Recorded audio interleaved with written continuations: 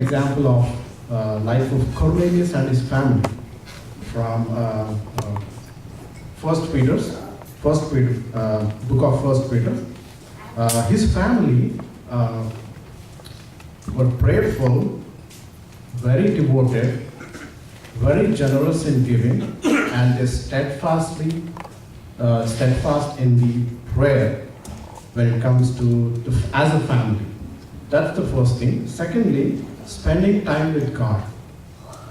That builds the intimate relationship with God. Thirdly, when you build intimate relationship with your family members, that enables you to discuss about the things that you read from your portion and talk to them about what God has done in your life on that day. That encourages them in faith. Again, we know that Jesus could not do anything by himself. He always looked at his Father. So before he went into the world and preached, he always made it a point to spend a lot of time with God, right in the mornings before anybody wakes up and in the late nights. And that helped him to know the will of God and to do his will. So here the point is, he made an upward relationship always that helped him to do his ministry all the time. One of the points that we discussed is about when it comes to the children, we have to make a baseline to educate them that we are sinners. That's a baseline, that one of the point that we discussed about. And in the family, lead an exemplary life. Be an example within your family and make sure somebody is leading the prayer every day in your family to have an upward relationship.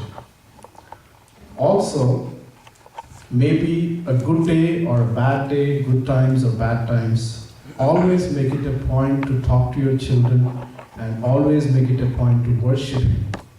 That also helps us to have an upward relationship continually in our family life.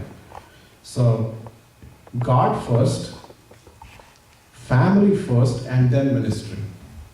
If we mismatch this pattern, there are many pastors who broke their families, but when you go by this pattern, first God, then family, and then ministry, that would be very fruitful and gives glory to God and have an upward relationship with God. The other point we discussed is talk what God has done on the day in your life. Maybe small thing, maybe anything that God has done in your life on that day. Open a discussion with your family that strengthens our faith and builds the relationship with God, strengthens the relationship with God. And also respect and treat your family members very nicely. It's okay to say sorry to them. Be the same when you're at home, like when you're outside. Say sorry to your kids and be nice to them and lead an exemplary life. And lastly, somebody was talking about this a couple of days back with me. I was listening to one of the conversations. All the problems in life is because we lack love.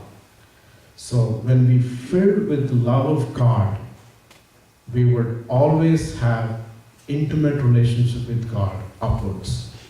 Thank you.